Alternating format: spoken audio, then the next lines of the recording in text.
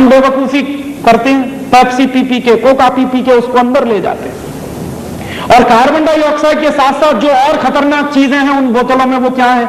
एक है phosphoric acid, एक है सोडियम ग्लूटामेट, एक है पोटेशियम सॉर्बेट और उसमें है लेड एसीटेट। ये सब चीजें क्या करती हैं? एक साथ मिलकर ये सब चीजें किडनी फेल कर देती।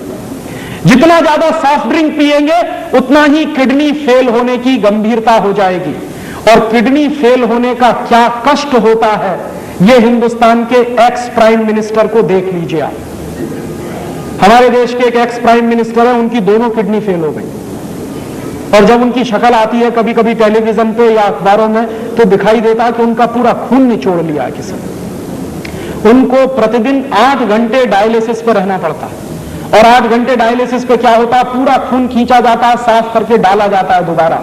इतना कष्ट होता है अगर दोनों किडनी फेल हो जाए। भगवान की दी हुई दोनों किडनियां क्यों फेल कर रहे हैं? पी के पेप्सी और कोका कोला।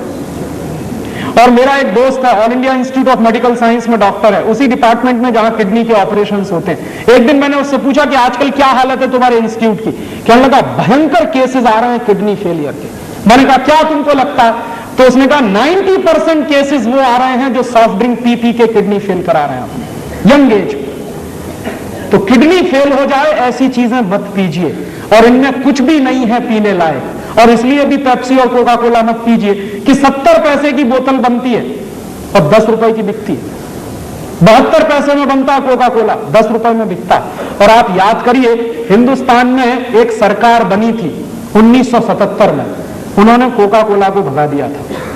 मोरारजी भाई देसाई जब प्रधानमंत्री बने थे तो कोका कोला को भगा दिया था। क्यों? एक बार मोरारजी भाई देसाई ने कोका कोला की फाइल मंगाई थी। उस समय जॉर्ज फर्नांडीज उद्योग मंत्री थे। तो हुआ क्या था कि कोका कोला की फाइल मंगाई और पूछा कि ये कंपनी क्या है, क्या करती है, क्या करती है, क्या बेचती है।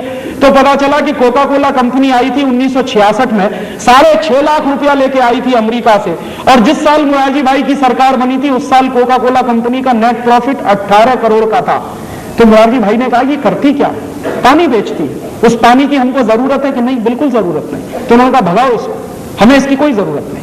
और कोका कोला कंपनी को नोटिस दिया गया और कोका कोला कंपनी ने हिंदुस्तान छोड़ा।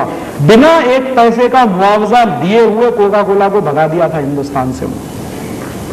वही कोका कोला फिर घुस गया है इस देश में और उसके बाद अब पेप्सी कोला भी घुस गया। और ये क्या कर रहे हैं?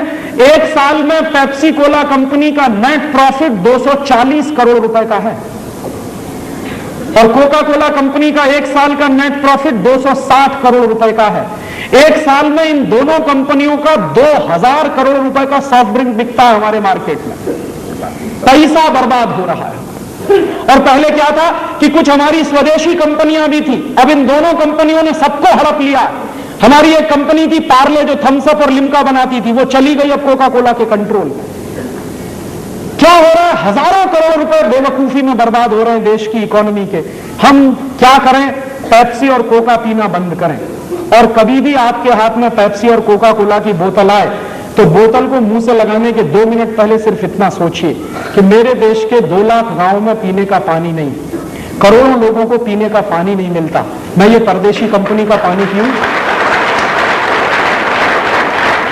और तब आपके हाथ से अगर बोतल छूट जाए और गिर जाए तो आपसे बड़ा देशभक्त इस समय कोई दूसरा नहीं है। मेरे लिए देशभक्ति की अब एक ही परिभाषा है कि आप अगर विदेशी कंपनियों का माल खरीद रहे हैं और पैसा देश के बाहर जा रहा है और ऐसा सामान खरीद रहे हैं जिसकी हमको कोई जरूरत नहीं है, तो मुझे आपकी देशभक्ति पर संदेह है।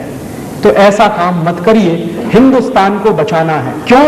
क्योंकि ये कंपनियां हर साल हमारे देश से 70,000 करोड़ रुपए लूट कर ले जाती हैं। कोई टेक्नोलॉजी नहीं है, कोई रोजगार नहीं मिल रहा है, उल्टे बेरोजगारी इस देश में बढ़ रही है।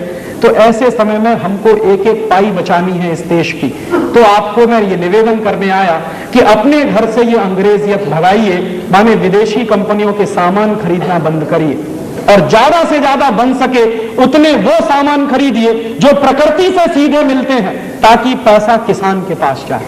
और ऐसे ये दूसरा आखिरी निवेदन कि ये आप अंग्रेजियत से बाहर निकलें, इसके लिए बहुत जरूरी है कि टेलीविजन कम से कम देखें, क्योंकि ये जो टेलीविजन है ये रोज आपको उल्टी उल्टी बातें सिखाता है। मैं सिखा रहा हूं कॉलगेट मत खरीदिए, टेलीविजन रोज कहेगा कॉलगेट ही खरीदिए, और दिन में 50 बार कहेगा, 100 बार कहेगा। मैं कह रहा हूं विदेशी कंपनी का माल मत खरीदो, टेलीविजन रोज दिन में 50-100 बार कहेगा कि यही खरीदो। और ये जिसको आप टेलीविजन कहते हैं उसको मैं इडियट बॉक्स कहता हूं। क्यों है ये इडियट बॉक्स? क्योंकि ये इडियट बनाता है आप। एक उदाहरण देखिए, टेलीविजन पे एक जाहिरात आता है, क्या कहते हैं? हाय मैं कॉम्प्लॉन बॉय। फिर एक बेटी कहती है हाय मैं कॉम्प्लॉन गर्ल। इसका मानी क्या है? मैं कॉम्प्लॉन का बेटा हूं और मैं कॉम्प्लॉन की बेटी हूं। और कॉम्प्लॉन क्या है? टिन का डिब्बा। अब आप बताइए, टिन के डिब्बा के भी बेटा बेटी हो सकते हैं? 100% इडियोसिटी है। क्या दिखाता है टेलीविजन? लाइफ बॉय है जहां, तंदुरुस्ती है वहां। अब आप बताइए, अगर तंदुरुस्ती लाइफ बॉय से आती है तो भोजन क्यों करते हैं? आज से भोजन करना छोड़िए और एक एक लाइफ बॉय खरीद लीजिए और दिन में 10-10 बार रगड़िए, सबकी तंदुरुस्ती बनी। क्या इडियोसिटी दिखाते हैं कि एक फुटबॉल खिलाड़ी है जो बिना लाइफ बॉय लगा के फुटबॉल खेलने जाता है तो गिर पड़ता, फिर लाइफ